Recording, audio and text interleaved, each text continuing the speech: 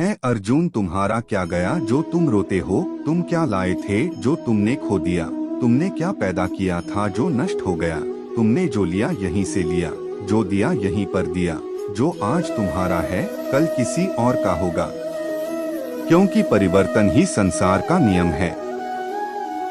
जो मनुष्य जिस प्रकार से ईश्वर का स्मरण करता है उसी के अनुसार ईश्वर उसे फल देते हैं। कंस ने श्री कृष्ण को सदैव मृत्यु के लिए स्मरण किया तो श्री कृष्ण ने भी कंस को मृत्यु प्रदान की। आत्म परमात्मा को उसी रूप में स्मरण करना चाहिए जिस रूप में मानव उन्हें मनुष्य को अपने धर्म के अनुसार कर्म करना चाहिए।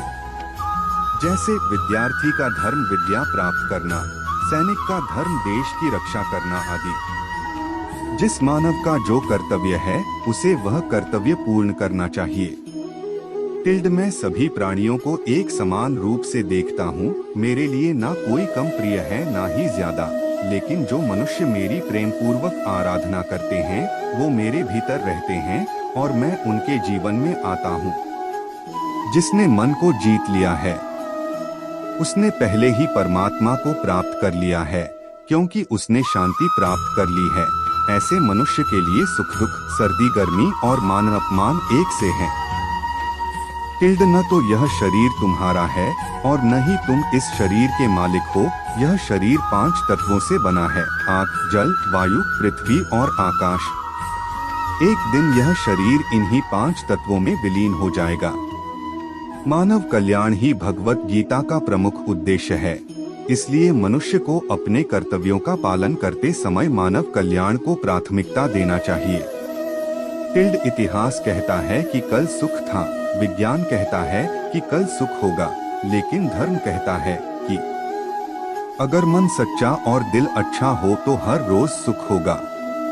क्रोध से भ्रम पैदा होता है, भ्रम से बुद्धि व्यग्र होती है, जब बुद्धि व्यग्र होती है तब तर्क नष्ट हो जाता है, जब तर्क नष्ट होता है तब व्यक्ति का पतन हो जाता है। अपने आप को ईश्वर के प्रति समर्पित कर दो, यही सबसे बड़ा सहारा है। जो कोई भी इस सहारे को पहचान गया है वह डर, चिंता और दुखों से आजाद रहता है। मनुष्य को अपने कर्मों के संभावित परिणामों से प्राप्त होने वाली विजय या पराजय, लाभ या हानि, प्रसन्नता या दुख इत्यादि के बारे में सोचकर चिंता से ग्रसित नहीं होना चाहिए। तुम क्यों व्यर्थ में चिंता करते हो? तुम क्यों भयभीत होते हो? कौन तुम्हें मार सकता है? आत्मा न कभी जन्म लेती है और न ही इसे कोई मार सकता है, ये ही जीवन का अंतिम सत्य है।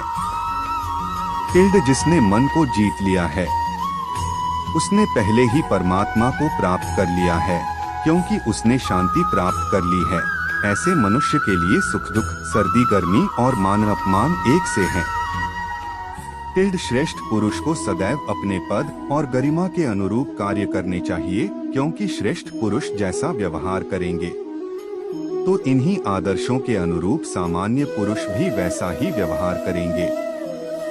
मनुष्य का मन इंद्रियों के चक्रव्यूह के कारण भ्रमित रहता है, जो वासना, लालच, आलस्य जैसी बुरी आदतों से ग्रसित हो जाता है। इसलिए मनुष्य का अपने मन एवं आत्मा पर पूर्ण नियंत्रण होना चाहिए।